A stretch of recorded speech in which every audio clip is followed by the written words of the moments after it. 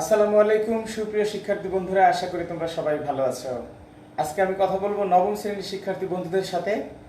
আজকে ঈদের আগের শেষ ক্লাস, অর্থাৎ 20 তারিখ থেকে ক্লাস শেষ হয়ে যাবে। ঈদের পরে আবার কখন কোন সময় ক্লাস শুরু হবে তা আমরা তোমাদের জানিয়ে দেব।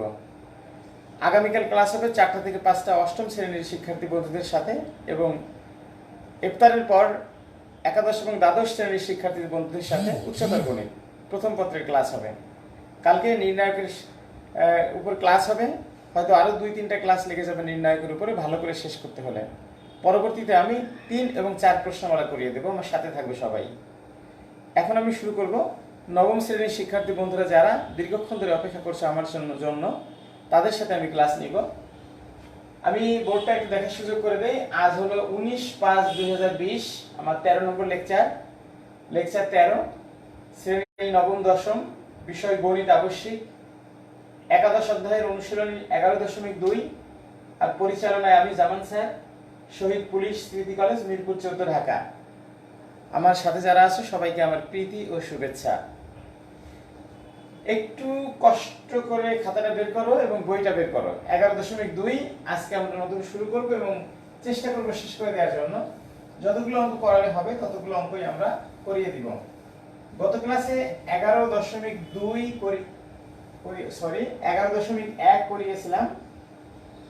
তোমাদের কোথাও কোনো সমস্যা হলে আমাকে তোমরা জানাতে পারো, আমি সেটা করে দেবো যদি সমস্যা থেকে থাকে। আশা করি কোনো সমস্যা নেই। আমি এখন 11.2-তে চলে যাব। তোমরা আমার সাথে সাথে একটু বইটা খুলে ফেলো। 11.2 হলো ধারাবাহিক অনুপাত, কন্টিনিউড রেশিও। ধারাবাহিক অনুপাতটা কেমন? দুইটা অনুপাত যদি এরকম হয়, ক অনুপাত খ সমান 2:3, খ অনুপাত গ যদি এরকম হয় 3:5, তাহলে কিন্তু এদেরকে ধারাবাহিক অনুপাত এইভাবে লেখা হয়, ক অনুপাত খ অনুপাত গ। এটা কিভাবে লেখা হয়? এটা এই সিস্টেমেও করতে পারি আমরা, এই সমান করে নিতে হয়। এখানে 3 আছে, এখানে 3 আছে, তাহলে 2:3:5 লেখা যায়। অথবা আরেকভাবেও করতে পারো, এই 3 দুগুণী 6, 3 দুগুণী 9, 3 পাঁচে 15। এটা কাটাকাটি করলে আবার 2:3:5 চলে আসবে। তো এইভাবে করতে পারি আমরা। এদেরকে বলে ধারাবাহিক অনুপাত। আমরা এই অনুপাতের প্রশ্নমালার অঙ্কগুলো আমরা করব। সবাই একটু আমার সাথে থাকবে। যারা এই মুহূর্তে আমার সাথে রয়েছে সবাইকে আমি বলবো শেয়ার দিয়ে অন্যান্য বন্ধুদের একটু সুবিধা করে দাও, তারাও যেন ক্লাসটা দেখতে পায়। এখন আমি যে অঙ্কটা করব, একটা উদাহরণে আছে সৃজনশীল অঙ্ক, সেটা আমি করেই দিব। শুরুতে করব না, পরে করব। আমি যে এখানে 1 থেকে শুরু করে 25 পর্যন্ত, 10 থেকে শুরু করে 25 পর্যন্ত অঙ্কগুলো আমরা করব। আর 1 থেকে 9 পর্যন্ত এমসিকিউ দেওয়া আছে, এগুলো তোমরা বাসায় নিজে নিজে করবে। 1 ঘন সেন্টিমিটার কাঠের ওজন 7 ডেসিগ্রাম। 1 ঘন সেন্টিমিটার কাঠের ওজন 7 ডেসিগ্রাম। কাঠের ওজন সমায়তন পানির ওজনের শতকরা কত ভাগ? কাঠের ওজনটা, কাঠটা যদি পানির মধ্যে ডুবিয়ে দাও, তাহলে কাঠ দ্বারা অপসারিত সেই পানির ওজনের সাথে কম্পেয়ার করতে বলছে। আমরা লিখব 1 ঘন সেন্টিমিটার কাঠের ওজন 7 ডেসিগ্রাম। আমি অঙ্কটা একটু বোর্ডে লিখে নেব, তারপরে বোঝাতে সুবিধা হবে। 1 ঘন সেন্টিমিটার, 1 ঘন সেন্টিমিটার কাঠের ওজন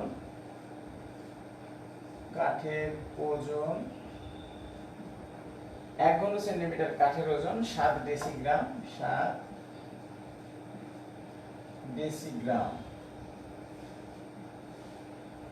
কাঠের ওজন সমায়তন পানির ওজনের, কাঠের ওজন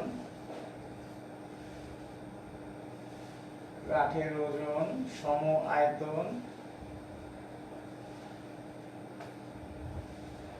পানির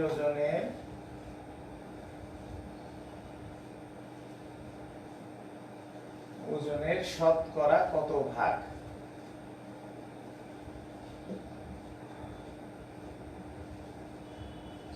এটা হলো প্রশ্ন। আমি বইটা রেখে এবার অ্যান্সারটা লেখার চেষ্টা করি। আমরা লিখব এখানে 1 ঘন সেন্টিমিটার, 1 ঘন সেন্টিমিটার, এখানে 1 ঘন সেন্টিমিটার কাঠের ওজন সমান 7 ডেসিগ্রাম।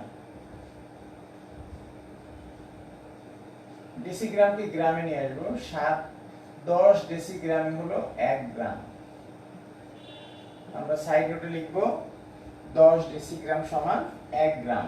10 ডেসিগ্রাম সমান 1 গ্রাম। এটা দেখো, দেখা যাচ্ছে এটাকে 7 কে 10 দিয়ে ভাগ করলে এরকম লেখা যায় 0.7 গ্রাম।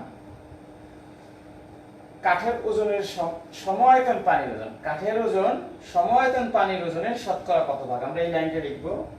আমরা জানি 1 ঘন সেন্টিমিটার পানির ওজন 1 গ্রাম, এই কথাটা লিখে দেই। আমরা জানি 1 ঘন সেন্টিমিটার পানির ওজন, 1 ঘন সেন্টিমিটার পানির ওজন সমান 1 গ্রাম, সমান 1 গ্রাম। আমরা জানি 1 ঘন সেন্টিমিটার পানির ওজন সমান 1 গ্রাম। তাহলে এই কথাটা লিখবো যে কাঠের ওজন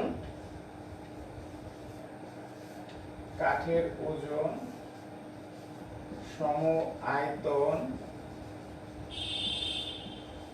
পানির ওজনের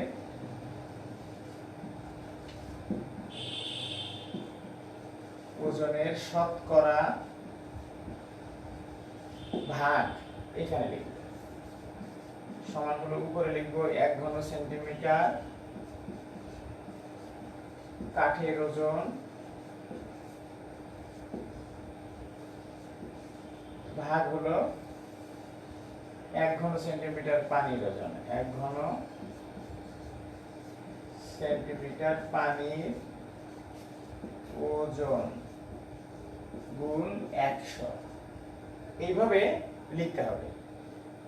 100 এখানে শতকরা আছে বলে এখানে পার্সেন্ট দিলাম না, এইভাবে লিখে দিলাম। এত ভাগ গুণ হলো 100 ভাগ। ভাগ কথাটা লিখে দিই, 100 ভাগ। এবার 1 ঘন সেন্টিমিটার কাঠের ওজন হলো 0.7, 1 ঘন সেন্টিমিটার পানির ওজন হলো 1 গ্রাম, গুণ হলো 100 ভাগ। যদি আমরা গুণ করে ফেলি তাহলে এটা হবে 70 ভাগ। একটু কষ্ট করে অ্যানসারটা লিখে দেবো আমরা এই পাশে। অ্যানসার হবে, যখন আমরা অ্যানসার লিখবো তখন হবে 70%। সবাই একটু অঙ্কটা দেখো কিভাবে আমরা করলাম। প্রথমে আমাদের লিখতে হবে 1 ঘন সেন্টিমিটার কাঠের ওজন 7 ডেসিগ্রাম, যেটা প্রথমে দেওয়া আছে, আর 10 ডেসিগ্রামে 1 গ্রাম, এজন্য 10 দিয়ে ভাগ করে আমরা গ্রাম পেয়েছি। 7 কে 10 দিয়ে ভাগ করলে 0.7 গ্রাম হয়। এই লাইনটা আমরা জানি 1 ঘন সেন্টিমিটার বিশুদ্ধ পানির ওজন 1 গ্রাম। বিশুদ্ধ না লিখলেও বিশুদ্ধই বোঝায়। এরপর আমরা সূত্রটা লিখতে হবে, কাঠের ওজন সমায়তন পানির ওজনের শতকরা ভাগ সমান এত। এখানে যেহেতু ভাগ লিখেছি, এখানে ভাগ দেখা লেখার দরকার নাই, এখানে ভাগটা দরকার নেই, একটু কেটে দাও বা মুছে দাও। এক পাশে ভাগ লিখেছি, শতকরা ভাগ, এটা মুছে দাও। পরবর্তীতে আমরা অ্যানসারে যে 70% লিখে দেবো। এখানে শতকরা লিখি নেই, এই জায়গায় এখানে সরাসরি 70%। দেখো ছোট্ট একটা অঙ্ক, পরীক্ষা যদি আসেও এটা কিন্তু 2 নম্বরের জন্য আসবে। তো আমি অঙ্কটা মুছে ফেলবো, তার আগে তোমাদেরকে দেখার সুযোগ দিচ্ছি, একটু সবাই একটু দেখে নাও। তারপরে আমি প্রথম অঙ্কটা তো 11.2 এর,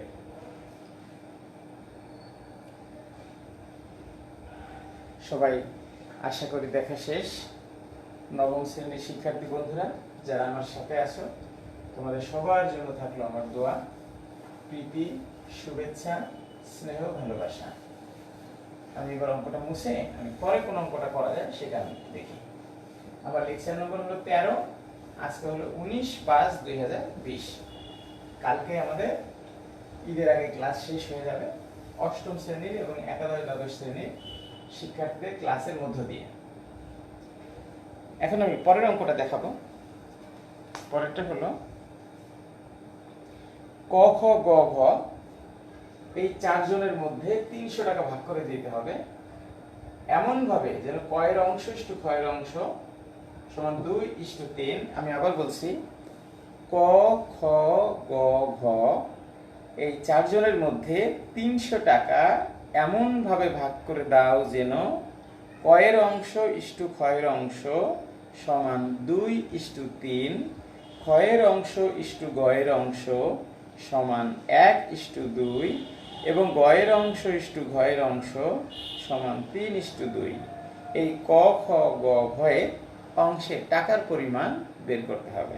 তাহলে আমি অঙ্কটা না লিখে আমি সরাসরি অ্যানসারে চলে যাচ্ছি। এখানে লিখব, এখানে ক খ গ ঘ এর মধ্যে 300 টাকা ভাগ করে দিতে হবে।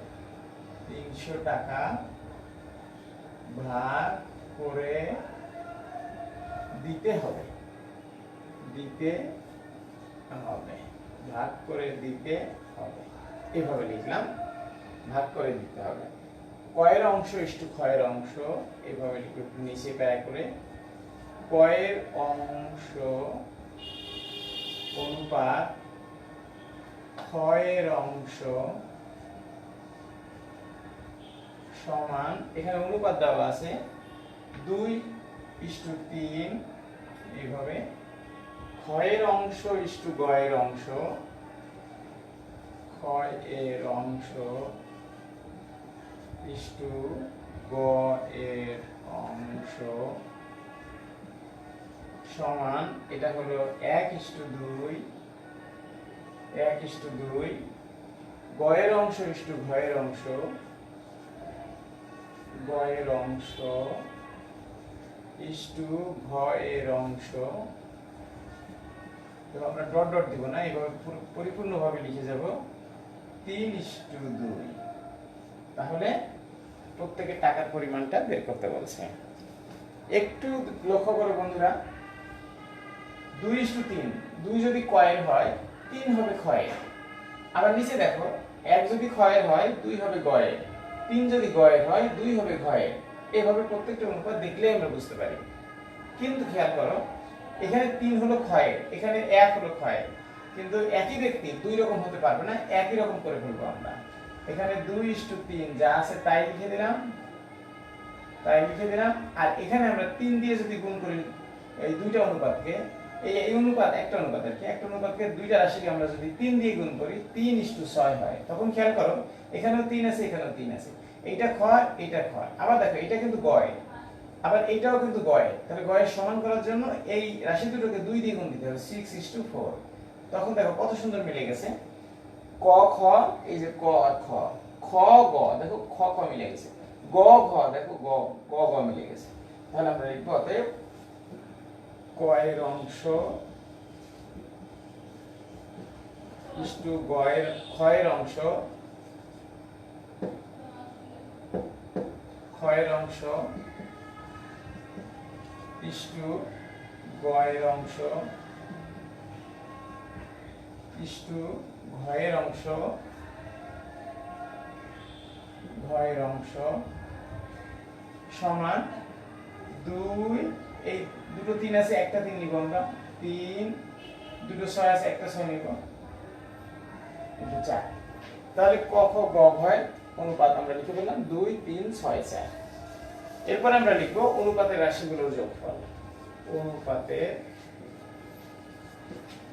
রাশিগুলোর যোগফল, অনুপাতের রাশিগুলোর যোগফল, অনুপাতের রাশিগুলোর যোগফল হলো 2 যোগ 3 যোগ 6 যোগ 4। তাহলে 6 7 10 আর 3 13 14 15 হলো অনুপাতের রাশি। এই 15-এর মধ্যে 2 হলো কয়ের, এই 15 ভাগের মধ্যে 3 ভাগ হলো ক্ষয়ের, 15 ভাগের মধ্যে 6 ভাগ হলো গয়ের, 15 ভাগের মধ্যে 4 ভাগ হলো ঘয়ের। এইভাবে আমাদের বের করতে হবে। তাহলে আমরা লিখি ক পায়, ওই 300 টাকা থেকে ক পায় কি কেমন পরিমাণ পাবে? ক পাবে হলো এই 300 টাকা এর 2/15 অংশ। 2/15 অংশ। এবার 15 300-এর মধ্যে কয়বার যায়? 20 বার যায়। এভাবে কাটবা 20 বার, আর 20 গুণ 2 হলো 40 টাকা। এই যে 20 দুগুণে 40 টাকা। খ পায় সমান 300 টাকা এর কত হবে? 3/15, উপরে 3 নিচে 15 অংশ সমান, যদি কাটো এরকম তো 20ই হবে, এটা 20 হবে, তাহলে 3 20 60 টাকা। এই যে 60 টাকা। এরপর আমরা লিখব গ পায় সমান 300 টাকা এর গয়ের অনুপাতটা কত? 6, 6/15 অংশ, 6/15 অংশ। 15টা সুন্দর করে লিখতে হবে সমান। দেখো এটা কাটলে তো 20ই হবে, আমরা জানি, কেটে জায়গাটা নষ্ট করবো না, ভালো দেখা যাবে না। আর 6 20 হলো 120 টাকা। এরকম ঘ পায় সমান 300 টাকা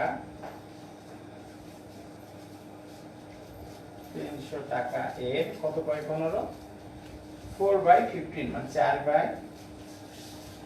4/15 অংশ সমান, এটা হলো 15 20 বাজায় 4 পিস 80 টাকা। 80 টাকা। তাহলে দেখো আমরা 300 টাকাকে ভাগ করে দিলাম 40 60 120 80, এগুলো যোগ করলে আবার 300 টাকা হতে হবে। তো আশা করি তোমরা বুঝতে পেরেছো আমাদের যে মূল অঙ্কটা, মোট টাকা ছিল 300 টাকাকে কিভাবে ভাগ করে দিতে হবে তার একটা বর্ণনা দেওয়া ছিল, সেভাবে আমরা টাকাগুলো ভাগ করে দিলাম। কেউ বেশিও পেল না, কেউ কমও পেল না, অর্থাৎ যার পাওয়ার কথা তাই তারা পেয়েছে।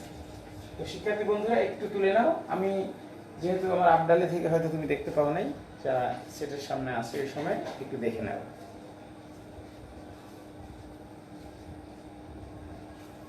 আমি মুছে ফেলি, দেখতে অসুবিধা হলে বলবে, কমেন্টস বক্সে কমেন্ট করলে আমি দেখে নেব। মুছে ফেলি অঙ্কটা। আজকে হলো আমার সেই লেকচার 13, এটা একটা বক্সের মধ্যে রেখে দিই, নাহলে মিলে যাবে এর সাথে। বক্সের মধ্যে রেখে দিই। আমি উপরে লেখাগুলো সব মুছে ফেলি, তাহলে এগুলো মুছে ফেলি, এটা মুছে ফেলি। এরপরে দেখি কোন অঙ্কটা করানো যায়। আমি একটু অঙ্কটা দেখে নিই, যেটা ইম্পর্টেন্ট এবং তোমরা পারবে না, তোমাদের কাছে কষ্ট মনে হবে, সেটা আমি করে দিব।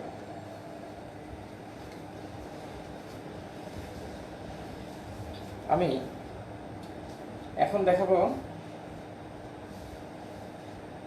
12 নম্বর অঙ্কটা দেখাবো। 3 জন জেলে 690টি মাছ ধরেছে, তাদের অংশের অনুপাত। 3 জন জেলে 690টি মাছ ধরেছে। তাহলে আমরা লিখি 3 জন জেলের মোট মাছের পরিমাণ, মাছের সংখ্যা। 3 জন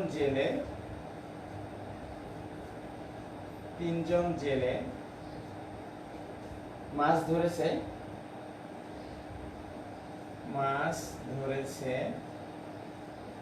সমান 690টি। সবাই সমান পাবে না, তাদের মধ্যে একটা আনুপাতিক হারে একটা ভাগ করে দেওয়া আছে। তাদের অংশের অনুপাত,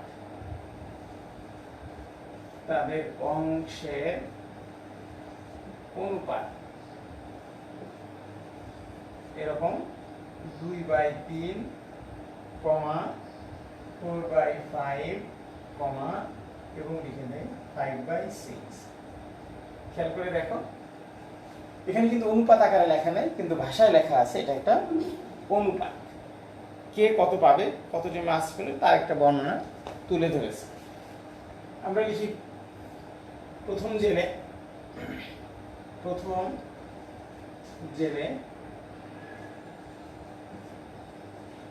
অনুপাত দ্বিতীয় জেলে অনুপাত তৃতীয় জেলে। তবে আমরা তো এভাবে লিখলে ভালো দেখা যাবে না, তাদের অংশের অনুপাত আবার লিখি। এটাকে আমরা এইভাবে লিখতে পারি, তিনজন জেলের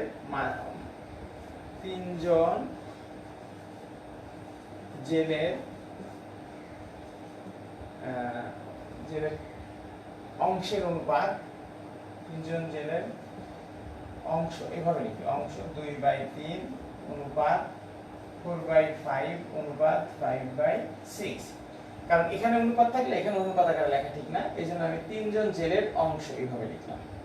তো এখন অনুপাত কখনো ভগ্নাংশে থাকে না, অনুপাত সব সময় পূর্ণাংশে থাকে।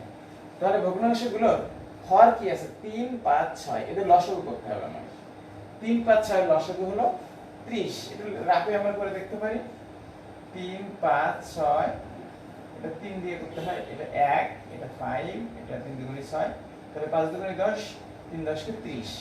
এটা হলো লসাগু। 30 দিয়ে প্রত্যেককে গুণ করব আমরা, গুণ 30 অনুপাত 4/5 ইনটু 30, 4/5 ইনটু 30 অনুপাত 5/6 ইনটু 30। এই রাফটা মুছে ফেলি আমরা। এবার যদি কাটাকাটি করে এরকম হয়, 3 যায় 10 বার, 10 দুগুণে 20 অনুপাত 5 যায় 6 বার, 4 7 24, 6 যায় 5 বার, 5 5 25। তাহলে এই যে এই অংশটা যার সে বেশি মাস পেয়েছে, এটা আমরা বুঝতে পেরেছি। এখন লিখব অনুপাতের রাশিগুলোর যোগফল। অনুপাতের রাশিগুলোর যোগফল এভাবে লিখি, অনুপাতের রাশিগুলোর যোগফল সমান 20 যোগ 24 যোগ 25 সমান কত হয়? 20 যোগ 24 যোগ 25, তাহলে 4 + 9, 9, 2 4 আর 2 7, 69। তাহলে প্রথম জেলের অংশ হলো 69 ভাগের 20 ভাগ, দ্বিতীয় জেলের অংশ হলো 69 ভাগের 24 ভাগ, তৃতীয় জেলের অংশ হলো 69 ভাগের 25 ভাগ। তাহলে আমরা লিখব প্রথম জেলের মাসের পরিমাণ, প্রথম জেলের মাসের পরিমাণ অথবা প্রথম জেলের প্রাপ্ত মাস, তাই লিখি মাসের পরিমাণ। প্রথম জেলের মাসের পরিমাণ হলো, মোট মাস ছিল কয়টা? 690টি। 690টি এর মানে গুণ আমরা জানি 20/69 অংশ সমান, দেখো 69 এর মধ্যে 10 বার যায়, এটা 200টি হবে, এত 200টি হবে। এরপরে দ্বিতীয় জেলের মাসের পরিমাণ এটাও তাই, 690টি এর 24/69 অংশ সমান হলো 10 বাজায় 240টি। তৃতীয় জেলের মাসের পরিমাণ 690টি এর 25/69 এত অংশ সমান, এটা হলো 10 বার যায় 250টি, বের হয়ে গেল। এবার একটু কষ্ট করে অ্যানসারটা তোমরা পাশাপাশি লিখতে পারো, সবাই একটু দেখো। অ্যানসার যখন লিখবা 200টি, 240টি, 250টি, অ্যানসার 240টি, প্রথম হলো 200টি, তারপরে 240টি, তারপর হলো 250টি। মোট মাসের সংখ্যা হবে কত? 690টি মাস হবে। একটু দেখো যোগ করে। ঠিক আছে, সবাই একটু দেখতে থাকো। আমি একটু অপেক্ষা করি, তোমাদের লেখার সুযোগ দেই।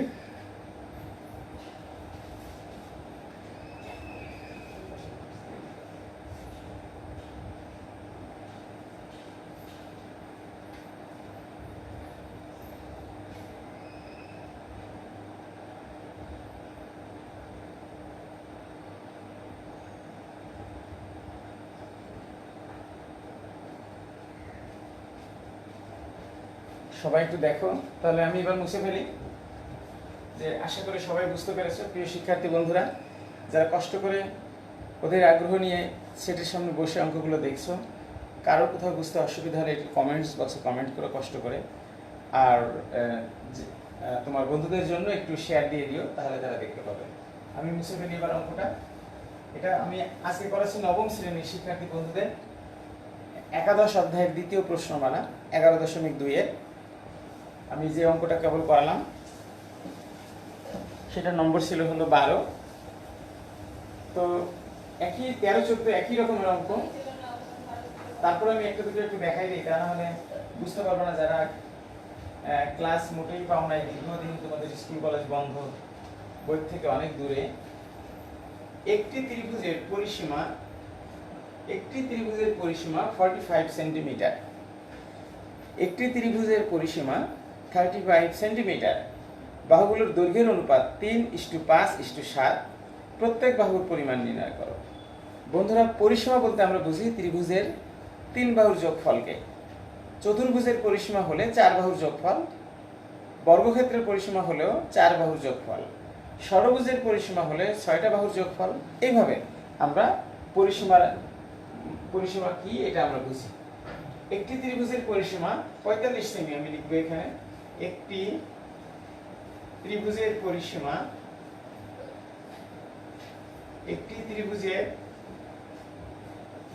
পরিসীমা সমান 45 সেন্টিমিটার, 45 সেমি। বাহুগুলোর দৈর্ঘ্যের অনুপাত দেওয়া আছে 3:5:7। বাহুগুলোর দৈর্ঘ্যের অনুপাত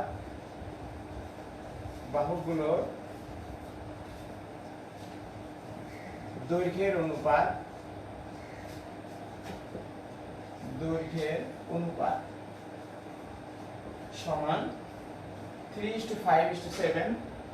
3:5:7। তাহলে তিনটা বাহু দৈর্ঘ্য অসমান দেখা যাচ্ছে, কাজেই ত্রিভুজটি বিষমবাহু ত্রিভুজ হবে। আমরা লিখব অনুপাতের রাশিগুলোর যোগফল। অনুপাতের রাশিগুলোর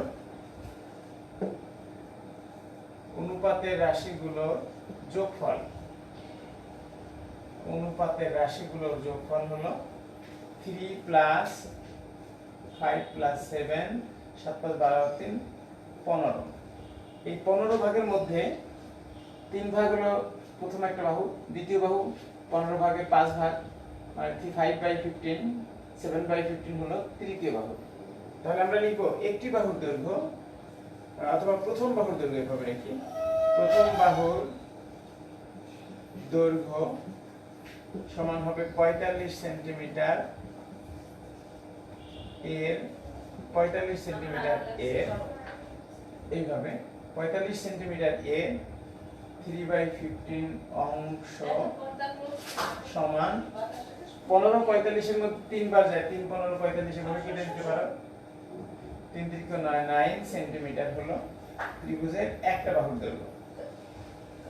দ্বিতীয় বাহুর দৈর্ঘ্য একই ভাবে আমরা বের করব 45 সেন্টিমিটার এর 5/15 এরকম অংশ সমান 15 যায় 3 বার, 3 × 5 = 15 সেন্টিমিটার। তৃতীয় বাহুর দৈর্ঘ্য 45 সেন্টিমিটার এর 7/15 অংশ সমান 15 যায় 3 বার। এভাবে কাটতেও পারো, আবার নাও কাটতে পারো। 3 × 7 = 21 সেন্টিমিটার। তাহলে 3 বাহুর দৈর্ঘ্য মিলে হবে হলো 45 সেন্টিমিটার। 21 আর 21 আর 15 36, 36 আর 9 হলো 45 সেন্টিমিটার।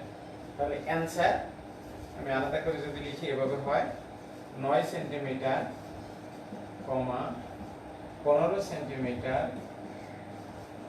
21 সেন্টিমিটার।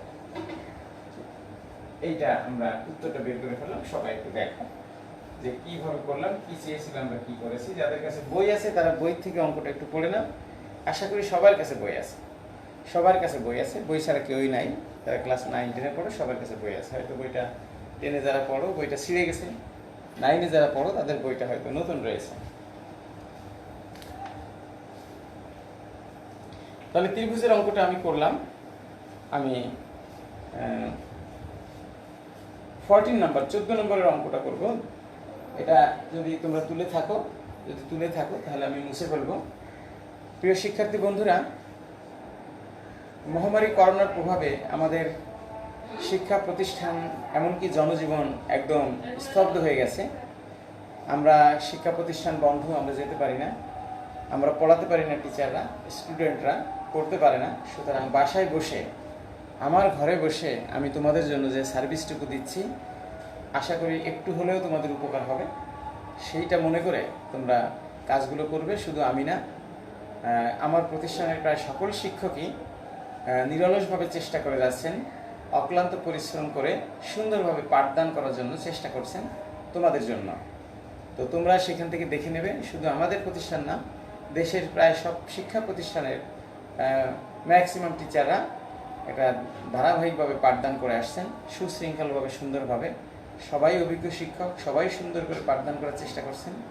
তোমরা তোমাদের মতো করে বুঝে নিও। যারা মিরপুরের শহীদ পুলিশ স্মৃতি কলেজের স্টুডেন্ট, তোমরা ফেসবুকে যেয়ে যদি সার্চ দাও শহীদ পুলিশ স্মৃতি কলেজ অনলাইন ক্লাস, ওখানে তুমি দেখতে পাবে তোমার যে ক্লাস সেই ক্লাসের পড়াটা তুমি পেয়ে যাবে। 1 থেকে 12 পর্যন্ত প্রত্যেক ক্লাসের বিষয়ওয়ারি আমরা কিন্তু ওখানে উপস্থাপন করার চেষ্টা করেছি। প্রত্যেক বিভাগীয় প্রধান তার নেতৃত্বে সুন্দরভাবে এই সিলেবাসটা বন্টন করে আমরা ক্লাস নিচ্ছি। আশা করি তোমরা সবাই দেখছো। এখন আমি যে অঙ্কটা দেখাবো সেটা হলো 14 নম্বরের অঙ্কটা। একটু মুছে ফেলবো আমি এখানে। 14 নম্বরের অঙ্কটা করার আগে আমি বোর্ডটা একটু ক্লিয়ার করে তোমাদের দেখার উপযোগী করে দিচ্ছি।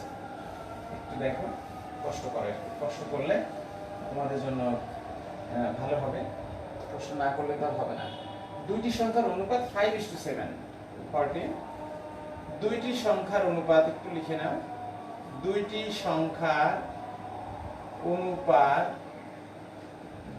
সংখ্যার অনুপাত সমান হলো 5:7। 5:7 দুইটি সংখ্যার অনুপাত। আর এদের গসাগু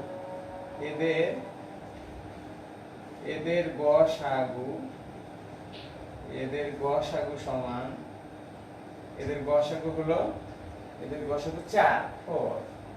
তাহলে আমি বলছি সংখ্যা দুটির লসাগু বের করতে বলছি। মনে করি একটি সংখ্যা হলো সমান হলো 5x। অনুপাত থাকলে এভাবে এটা অজানা রাশি দিয়ে গুণ করতে হয়। অপর সংখ্যা হলো 7x। দেখো সংখ্যা দুটির গসাগু হলো 4। তাহলে 5x এবং 7x এর গসাগু কত হবে? গসাগু হলো শুধু কমনটা x সবার মধ্যে আছে, তাহলে আমি লিখব অতএব তাদের গসাগু সমান x। তাদের গসাগু সমান x। তাহলে তাদের গসাগু যদি x হয়, শর্তানুসারে এই গসাগু সমান হলো 4। এই যে বলে দিচ্ছে তাদের গসাগু হলো 4। বলছে তাদের লসাগু কত? লিখবো সংখ্যা দুটির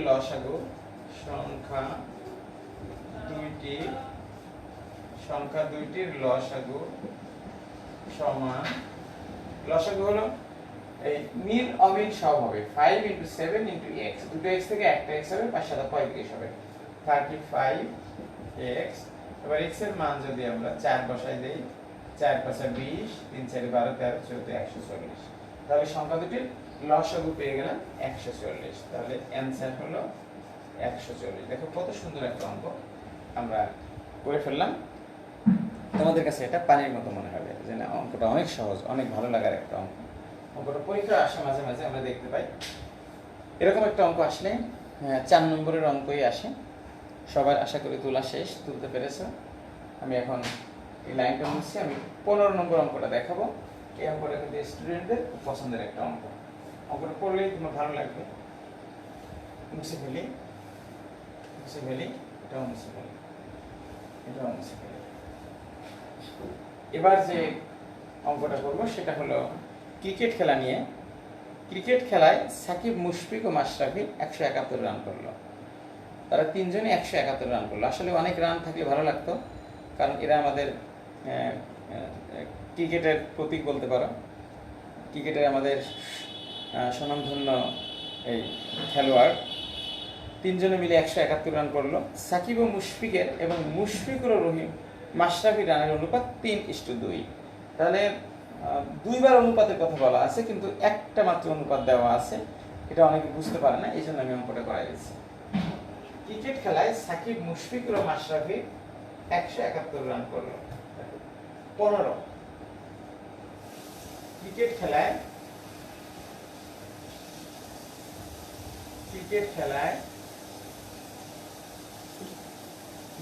সাকিব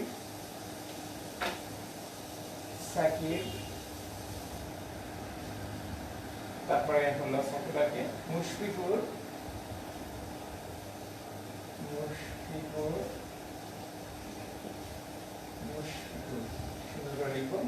ও মাশরাফির মোট রান, মোট 171 রান করেছে, রাইট? তাই না? 171 রান করেছে। এর মধ্যে বলছে সাকিব ও মুশফিকুরের রানের অনুপাত, সাকিব ও মুশফিকুরের রান,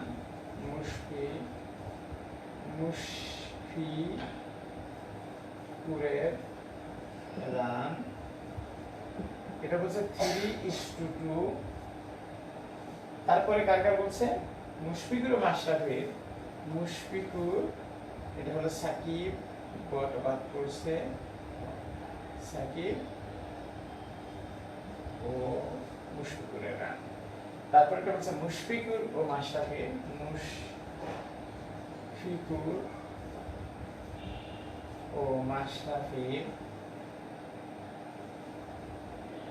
মাশরাফির রান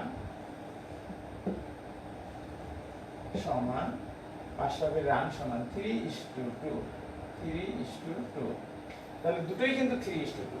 তাহলে খেয়াল করে দেখো, এইটা কিন্তু সাকিবের, এটা কিন্তু মুশফিকের, এটা কিন্তু মাশরাফির। তাহলে মুশফিক দুই জায়গায় আছে, কিন্তু অনুপাতটা, এই অনুপাতের যে রাশি, এটা কিন্তু ভিন্ন। রাশিটা সমান করতে হবে। কিভাবে? আমরা এই দুটো রাশিকে আমরা 3 দিয়ে গুণ করবো। 3 9, 3 দুগুণে 6। আর এই দুটো রাশিকে আমরা 2 দিয়ে গুণ করবো। 3 দুগুণে 6, 2 দুগুণে 4। তাতে করে দেখো মুশফিকুরের রানটা সমান পরিমাণ চলে আসছে। সমান আনতে হবে। এবার লিখবো অতএব সাকিব, মুশফিকুর ও মাশরাফি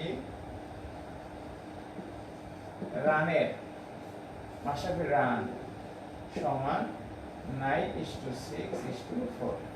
এইভাবে আমরা লিখলাম। সবাই একটু লেখো। তাদের কি অনুপাতের রাশিগুলোর যোগফল লিখবো আমরা। অনুপাতের রাশিগুলোর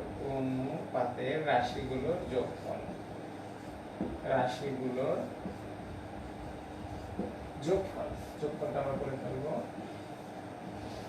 সমান 9 + 6 + 4 সমান হলো 6 4 10 আর 9 19। এই 19 এর মধ্যে, 19 রানের মধ্যে 9 রান হলো সাকিবের, 19 এর 6 ভাগ হলো মুশফিকুরের, আর 19 এর 4 ভাগ হলো মাশরাফির।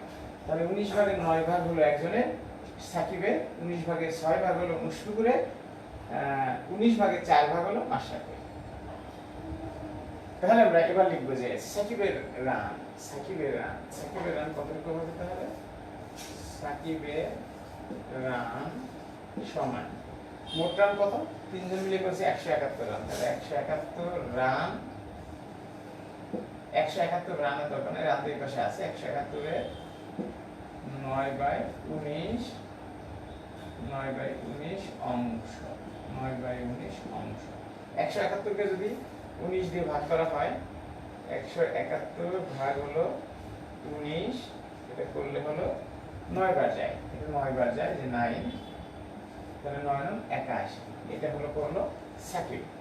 সাকিবের পরে কি আছে? মুশফিকুর। তাহলে মুশফিকুর কি পরিমাণ করলো সেটা আমি এখানে লিখে দেই। মুশফিকুরের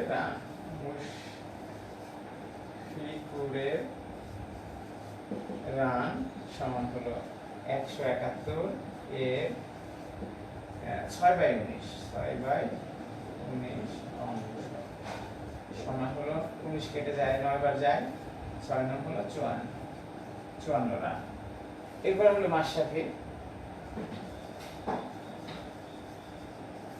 মাশরাফির রান সমান হলো 171 এর কথা হলো 4/19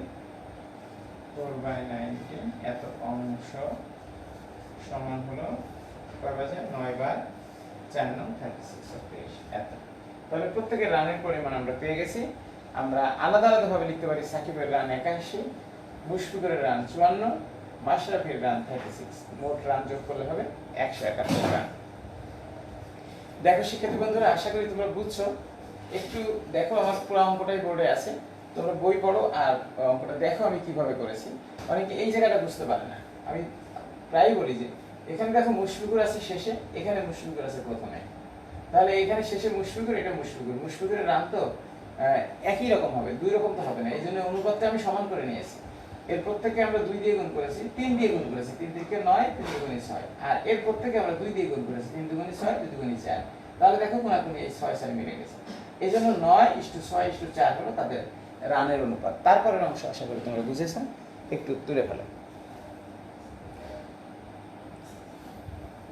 তো ঠিক আছে, আশা করি তোমরা তুলছো। যারা এই মুহূর্তে আমার সামনে বসে আছো, আমি তোমাদের সবাইকে বলি যে অবশ্যই স্বাস্থ্যবিধি মেনে চলবে। টেলিভিশন, রেডিও এবং মোবাইলে যে নিউজগুলো হয় স্বাস্থ্য অধিদপ্তরের, সরকারের, সেসব সরকারের কথাগুলো মেনে চলবে 100%। তাহলে তুমি বিপদমুক্ত থাকবে, পরিবারকে বিপদমুক্ত রাখবে এবং দেশকে বিপদমুক্ত রাখবে। তো এটি খেয়াল রেখো। আর আজকে কিন্তু তোমাদের ঈদের আগে শেষ ক্লাস।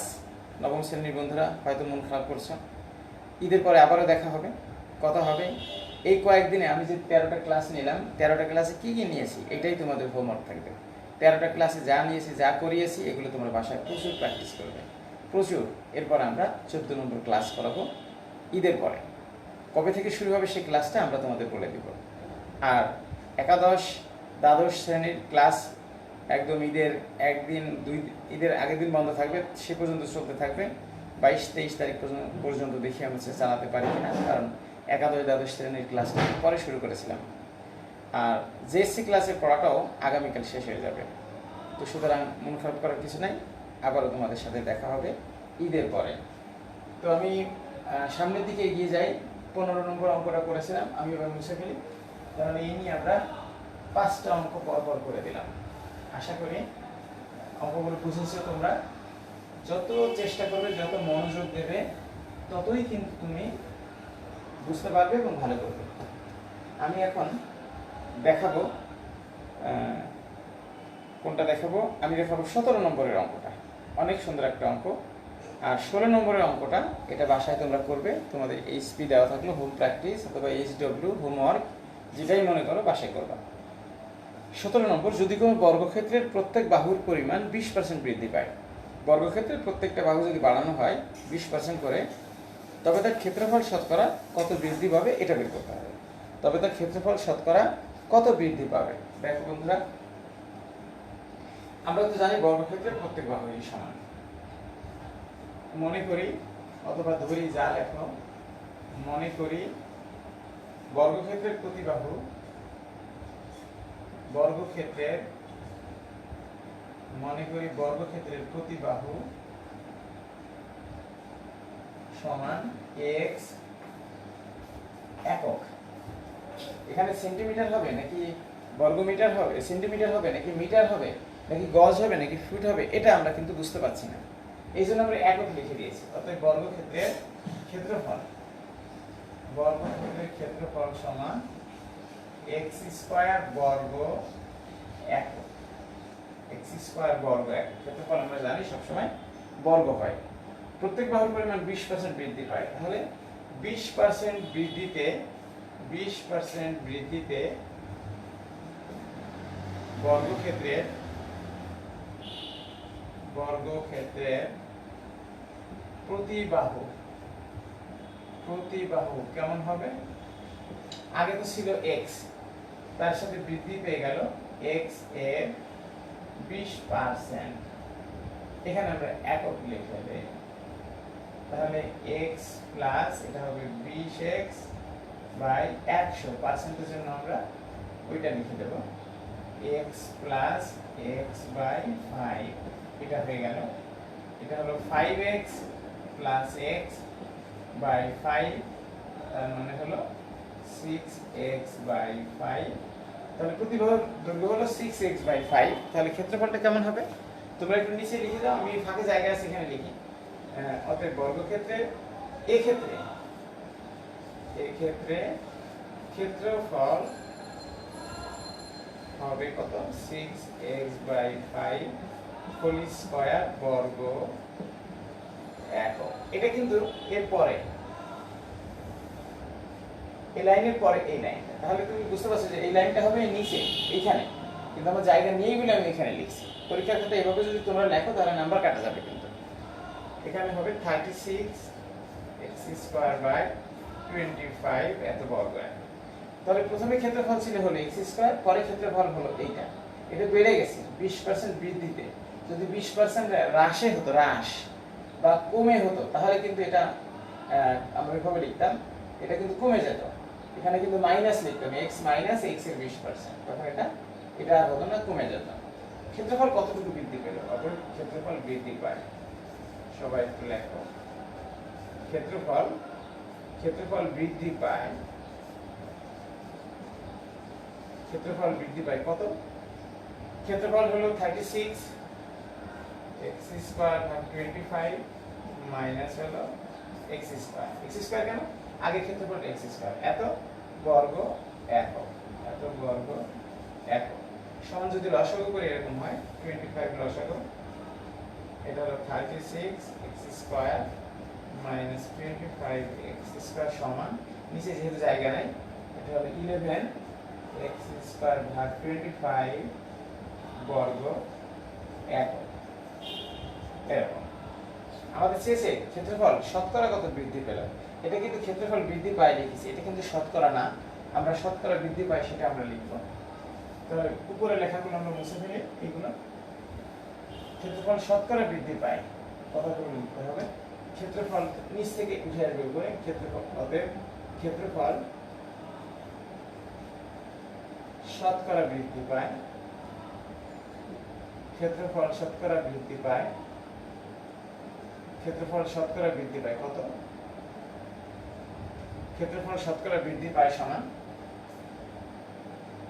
প্রথমে ক্ষেত্রফল ছিল x স্কয়ার, তারপরে হলো নিচে লিখবো যেটা বৃদ্ধি পেয়েছে, আমাদের কত লিখবো?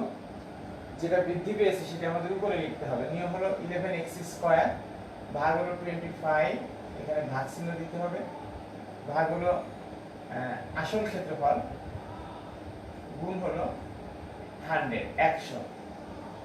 ক্ষেত্রফল শতকরা বৃদ্ধি পায় এত বর্গ একক, এত বর্গ একক, এইভাবে লিখতে হবে। অথবা এই লেখাটা মুছে ফেলি, এটা মুছে ফেলি, এত বর্গ একক।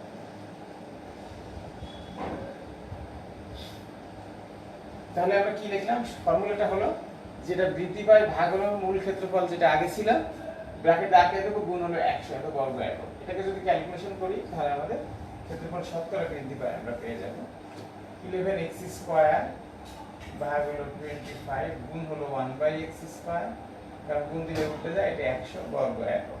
এখানে x² কেটে যায়, এখানে 25 কয়বার যায়, 4 বার যায়, তাহলে 4 11 44 বর্গ একক। তাহলে অ্যানসারটা হবে, আমরা আলাদাভাবে অ্যানসার লিখে দেবো, অ্যানসার 44%। এইভাবে অ্যানসারটা লিখে দেবো আমরা, এবং লেখাটা পরিষ্কার সুন্দর করে লিখবো।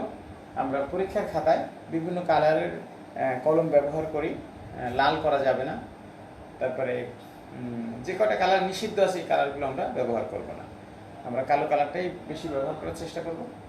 আর লাল তো টিচারদের জন্য, এক্সামিনারদের জন্য, যারা নাম্বারিং করবে, এটা তোমরা করতে পারবে না। আর ভিআইপিদের জন্য একটা কালার আছে, এটা করা যাবে না। আমি মুছে ফেলি, তাহলে এটা মুছে ফেলি, সবাই দেখো। তো বন্ধুরা, যে অঙ্কটা করালাম এটা কিন্তু অনেক ইম্পর্টেন্ট একটা অঙ্ক। আমি আরও একটা অঙ্ক দেখাবো, সবাই দেখো। সেটা হলো 18 নম্বর অঙ্কটা। এটাও কিন্তু একই রকমের একটা অঙ্ক। এখানে আজকে কিন্তু আমাদের শেষ হচ্ছে না, আমাদের আরও একটা ক্লাস লাগবে, সেটা হয়তো ঈদের পর করবো। একটি আয়তক্ষেত্রের দৈর্ঘ্য 10% বৃদ্ধি পায় এবং প্রস্থ 10% হ্রাস পায়। তাহলে একটা বৃদ্ধি পাচ্ছে, একটা হ্রাস পাচ্ছে। তার আগে আমি এটা ক্লিয়ার করে নিই।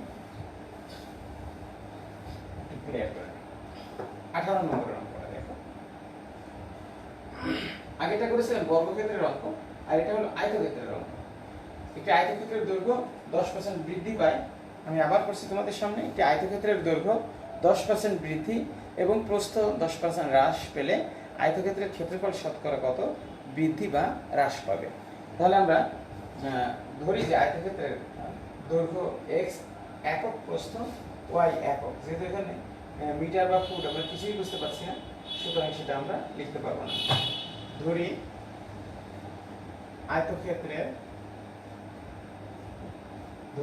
আয়তক্ষেত্রের দৈর্ঘ্য হলো সমান x একক, প্রস্থ হলো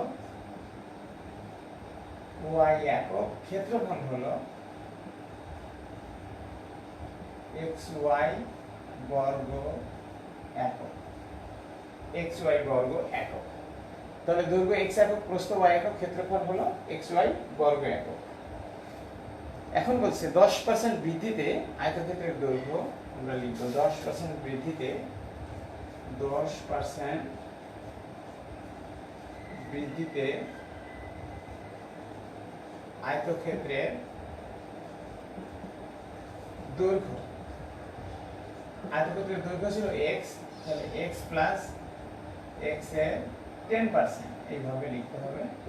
এত একক, এটা হলো x প্লাস 10x বাই 100 একক, x প্লাস x বাই 10 একক, এটা লসাগু করলে 11x বাই 10 একক, সংযোগ করে ফেললাম। এরপরে আছে কত পার্সেন্ট হ্রাসে, এটাও 10% হ্রাস, 10% হ্রাসে, এরকম 10% হ্রাসে আয়তক্ষেত্রের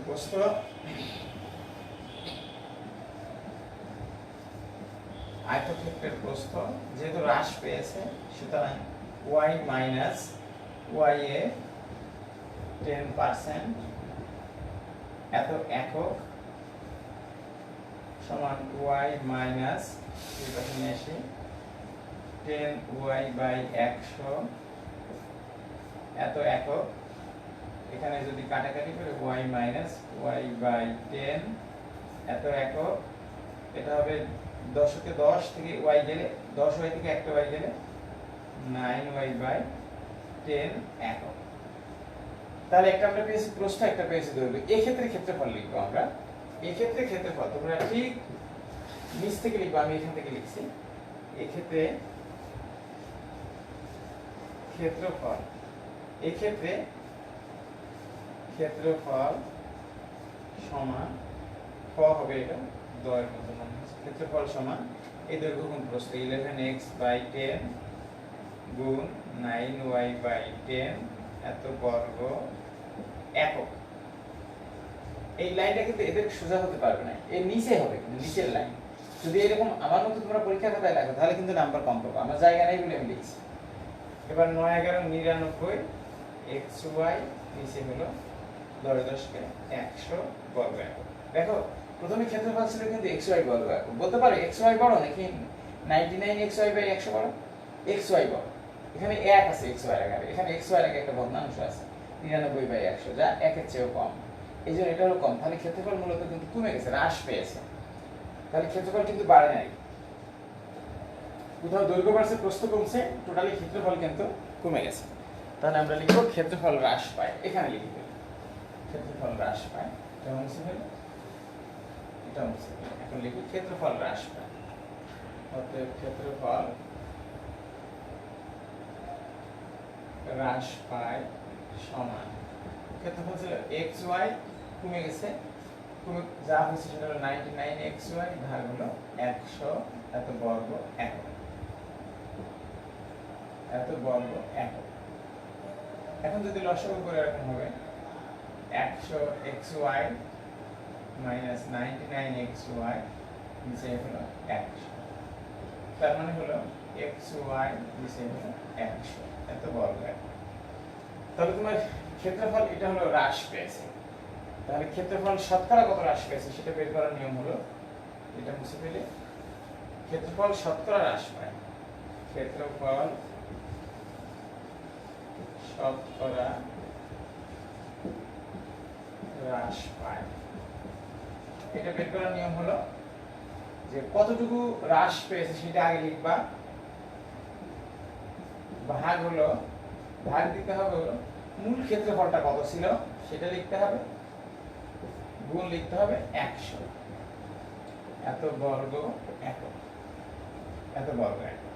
তাহলে আমরা এই ক্যালকুলেশনটুকু করে ফেললে কেমন হবে দেখো, ক্যালকুলেশনটুকু করে ফেললে এক্স ওয়াই ভাগ হলো 100 গুণ 1/xy গুণ 100 এত বর্গ একক। কাটাকাটি করলে কি হবে 1 এত বর্গ একক। এটা হলো a। খেয়াল করো তাহলে এত বর্গ একক। তাহলে অ্যান্সারটা কত হবে আমাদের? অ্যান্সার হবে যে ক্ষেত্রফল কতটুকু হ্রাস পেয়েছে 1 বর্গ একক, এতটুকু আমাদের ক্ষেত্রফল হ্রাস পেয়েছে। তো আশা করি তোমরা বুঝেছো। এরপরে যে অঙ্কটা আমাদের আছে, আমরা 18 নম্বর অঙ্কটা দেখালাম, আমরা 20 নম্বর অঙ্কটা দেখাই। অনেক সুন্দর একটা অঙ্ক, 20 21 দুটো অঙ্কই আছে। আমি সৃজনশীলের আগে দুটো অংশ আছে, 22ও দরকার, 23 24 25 আমাদের নাই। আমি আর একটা অঙ্ক দেখাতে পারবো যে সময় আমার হাতে আছে। আমি এটা মুছে ফেলি, এটা মুছে ফেলি। একদম বাসায় প্রাইভেট পড়ার মতো, তুমি 1 ঘন্টা ধরে আমি কিন্তু ক্লাস করালাম। তুমি যখন কোথাও প্রাইভেট পড়ো আশা করি সেটা তোমার পড়া লাগবে না, কারণ আমি সেই সময়টুকু ধরে ধরে অঙ্ক করাইছি। আমার প্রত্যেকটা ক্লাস 1 ঘন্টার করে ক্লাস। তুমি প্রত্যেকটা ক্লাস মনোযোগ দিয়ে দেখো, তোমার আর কষ্ট করা লাগবে না। দেখো ধান ও ধান থেকে উৎপন্ন চালের অনুপাত 3:2। এটা হলো 20 নম্বর অঙ্কটা। ধান আর ধান থেকে উৎপন্ন চালের অনুপাত 3 কুইন্টাল যদি ধান হয় 2 কুইন্টাল হবে চাল। গম ও গম থেকে উৎপন্ন সুজির অনুপাত 4:3। তাহলে আমরা এইভাবে একটু লিখি যে ধান ও ধান থেকে উৎপন্ন চালের অনুপাত, এটা হলো 20 নম্বর অঙ্ক। অঙ্কটা অনেক ইম্পর্টেন্ট বলে আমি করে দিচ্ছি। 20 ধান ও ধান থেকে উৎপন্ন, ধান এটা হলো ধান ও ধান থেকে উৎপন্ন চালের অনুপাত, চালের অনুপাত, ধান ও ধান থেকে উৎপন্ন চালের অনুপাত হলো 3:2। একটু খেয়াল করো যে আমি কি লিখতে চাচ্ছি। যদি 3 কেজি চাল ধান হয় 2 কেজি চাল হবে, 3 কুইন্টাল যদি ধান হয় 2 কুইন্টাল হলো চাল হবে, এখানে বলে দিছে সেটাই। তাহলে আমরা যদি প্রত্যেকটা অনুপাতকে আমরা 3 দিয়ে ভাগ করি, এরকম হয় দেখো 3/3 অনুপাত 2/3। এখানে আমরা লিখতে পারি 1:2/3। এটা দিয়ে আমরা কি বুঝাচ্ছি যে 1 কুইন্টাল যদি ধান হয় 2/3 কুইন্টাল চাল হবে, 2/3 কুইন্টাল চাল হবে। এই পরের লাইনটা লিখবো গম ও গম থেকে উৎপন্ন সুজির অনুপাত, গম ও গম থেকে উৎপন্ন সুজির অনুপাত। উৎপন্ন সুজির অনুপাত, এই যে সুজির অনুপাত সমান হলো 4:3। 4 কুইন্টাল যদি গম হয় 3 কুইন্টাল হবে সুজি। এখানে আমরা 4 দিয়ে সবাইকে ভাগ করব, অনুপাত 3/4, তার মানে হলো 1:3/4। তার মানে 1 কুইন্টাল যদি গম হয় সুজি হবে 3/4 কুইন্টাল। এবার আমরা লিখবো, লিখছে যে সমান পরিমাণে ধান ও গম থেকে উৎপন্ন চাল ও সুজির অনুপাত। তাহলে আমরা লিখবো যে সমান পরিমাণ যেহেতু বলছে, এখানেও 1 কুইন্টাল ধান, এখানে 1 কুইন্টাল গম, তাহলে আমরা লিখি সমান পরিমাণ ধান, সমান পরিমাণ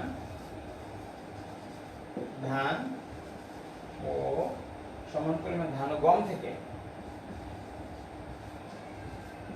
থেকে উৎপন্ন চাল ও সুজির অনুপাত। এখানে লিখি সুজির অনুপাত সমান হলো, এখান থেকে হলো 2/3 হলো ধান চাল, অনুপাত 3/4 হলো সুজি। তো দেখো আমরা কিন্তু অনুপাতকে কখনো ভগ্নাংশে রাখি না। 3 আর 4 হরগুলোর লসাগু 12, 3 4 12, প্রত্যেককে 12 দিয়ে গুণ করো। 2/3 গুণ 12 অনুপাত 3/4 গুণ 12।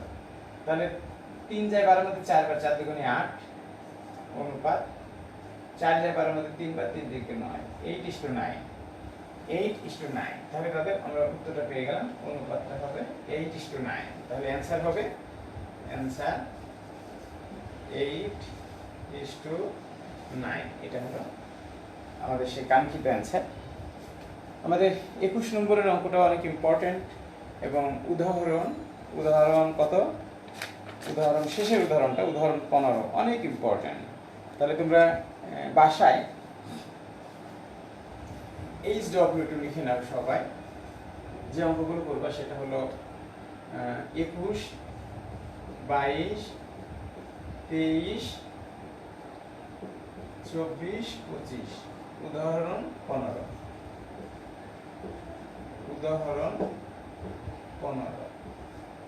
এই অঙ্কগুলো আমাদের দরকার। উদাহরণটা সুন্দর হয়নি লেখাটা, এটা হলো উদাহরণ 15। তাহলে কয়টা অঙ্ক? 1 2 3 4 5 6, 6টা অঙ্ক তোমাদের থাকলো। তোমরা বলতে পারো স্যার এই অঙ্কগুলো আমরা কোথায় পাবো? তো তোমরা বাসায় একটু চেষ্টা করে দেখো, করানো অঙ্কগুলোর মধ্যে, নিয়মের মধ্যে এগুলো পড়বে। আর যেটা পারবে না, আমরা একদম ঈদের পরে যখন আমরা ক্লাস শুরু করবো তখন এর বাকি অঙ্কগুলো দিয়ে আমরা ক্লাস শুরু করবো। তো তোমরা এইভাবে প্র্যাকটিস করবে, প্র্যাকটিস যত করবে তত বেশি মনে থাকবে। এটাই হলো টিচারদের কথা। টিচাররা কিন্তু স্টুডেন্টদের অনেক স্নেহের, অনেক আদরের। মা বাবা যেমন তোমাদের আদর করে, টিচাররাও কিন্তু তোমাদের আদর স্নেহ, তোমাদের মঙ্গল কামনা করে। তো সবাই সুস্থ থাকো, ভালো থাকো। তোমাদের সবার সুস্বাস্থ্য কামনা করে তোমাদের মাঝ থেকে বিদায় নিচ্ছি আমি, জামান স্যার, শহীদ পুলিশ সিদ্ধি কলেজ, মিরপুর 14, ঢাকা। আমার জন্য সবাই দোয়া করো। সবাইকে ধন্যবাদ।